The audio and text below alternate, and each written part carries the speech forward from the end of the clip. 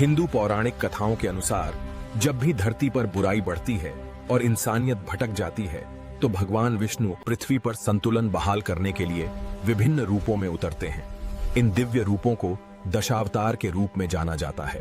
हर अवतार जीवन के विकास का एक चरण है और अंधकार के विरुद्ध दिव्य संघर्ष का प्रतीक भी। हम 10 अवतारों की अद्भुत कहानी को एक एक करके समझते हैं। दशावतार श्रृंखला में पहला अवतार है मत्स्य यानी मछली का रूप। जब एक भयंकर बाढ़ ने पृथ्वी पर सभी जीवन को नष्ट करने की धमकी दी तो भगवान विष्णु ने एक मछली के रूप में अवतार लिया। उसने मनु की नाव को तूफान से रास्ता दिखाया और जीवन के बीजों की रक्षा की। यह अवतार जीवन की शुरुआत का प्रतीक है, विकास का जलीय चरण। दूसरा अवतार कूर्म अवतार है, जिसमें भगवान विष्णु ने एक विशाल कछुए का रूप धारण किया था। जब मंदराचल पर्वत पाताल में धंसने लगा तब भगवान विष्णु ने कछुए का रूप धारण कर उसे अपनी पीठ पर धारण किया। भगवान विष्णु ने विशाल कछुए का रूप धारण किया और अपनी पीठ पर मंदराचल पर्वत को उठा लिया, जिससे देवों और असुरों का समुद्र मंथन बिना रुकावट जारी रह सका। यह अवतार सहारा, स्थिरता और अदम्य धैर्य का प्रतीक है। तीसरा अवतार वराह का है, शक्तिशाली वराह रूप। इस रूप में भगवान विष्णु ने हिरण्याक्ष राक्षस का वध किया। जब असुर हिरण्याक्ष पृथ्वी को खींचकर ब्रह्मांडीय सागर की गहराइयों में ले गया था तब भगवान विष्णु वराह रूप धारण कर उसे बचाने के लिए प्रकट हुए। भगवान विष्णु ने वराह रूप धारण किया, हिरण्याक्ष राक्षस के साथ भयंकर युद्ध किया और पृथ्वी को अपने मजबूत दांतों पर उठाकर एक सुरक्षित स्थान पर रख दिया।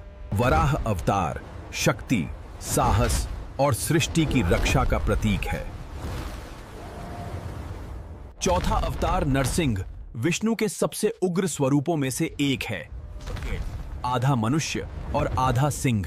राक्षस राजा हिरण्यकशिपु को अपने विचित्र वरदान के कारण यह विश्वास हो गया था कि वो अजेय है, लेकिन जब उसने अपने ही पुत्र प्रहलाद को मारने की कोशिश की करती, जो विष्णु का महान भक्त था तांग, तब भगवान सांझ के समय स्तंभ से प्रकट हुए और वरदान के किसी भी नियम को तोड़े बिना राक्षस का अंत कर दिया।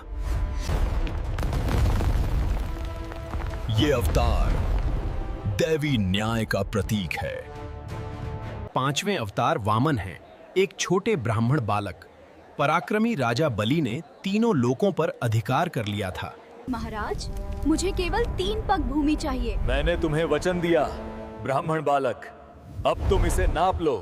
पहले 2 कदमों में उसने पृथ्वी और स्वर्ग दोनों को नाप लिया।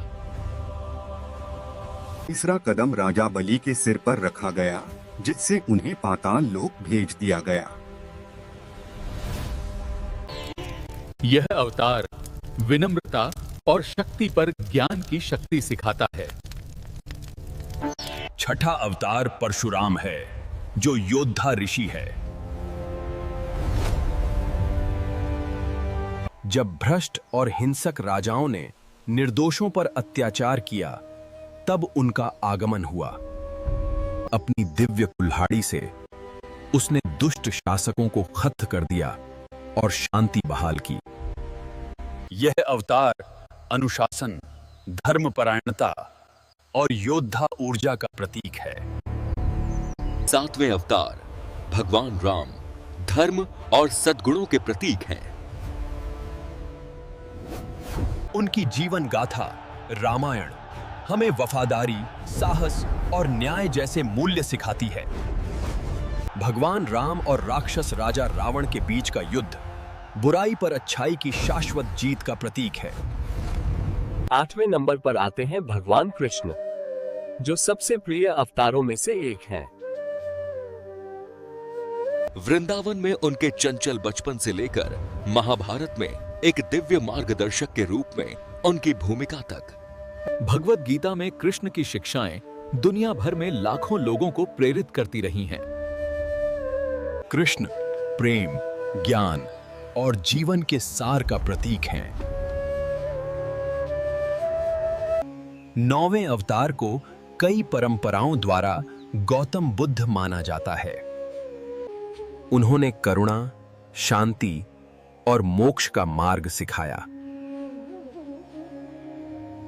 यह अवतार मानवता को हिंसा से ऊपर उठकर आंतरिक संतुलन खोजने का स्मरण कराता है। अंतिम अवतार कल्कि है, जो अभी तक प्रकट नहीं हुए हैं।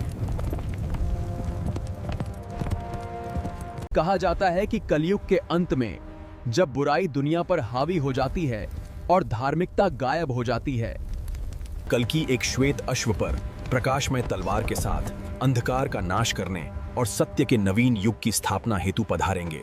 कल की आशा, पुनर्जन्म और एक बेहतर दुनिया के वादे का प्रतिनिधित्व करते हैं। दशावतार सिर्फ पौराणिक कथाएं नहीं हैं, बल्कि ये विकास, नैतिकता और दिव्य सुरक्षा की एक कालातीत यात्रा है। सृष्टि के जल से लेकर बुराई के अंतिम विनाश तक विष्णु के अवतार हमें याद दिलाते हैं कि जब भी अंधकार बढ़ता है, प्रकाश हमेशा लौटता है। अगर आपको यह वीडियो पसंद आया तो ऐसी और आध्यात्मिक कहानियों के लिए लाइक, शेयर और सब्सक्राइब करना न भूलें।